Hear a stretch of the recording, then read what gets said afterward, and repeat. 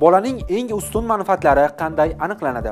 Qaror qabul qilishga vakolatli bo'lgan organlar va mansabdor shaxslari bolaning manfaatlariga taalluqli masalalarni hal qilishda bolaning eng ustun manfaatlaridan kelib chiqqan holda qarorlar qabul qilishi hamda chora-tadbirlarni amalga oshirishi shart. Bunda bolaning eng ustun manfaatlari quyidagilar asosida aniqlanadi.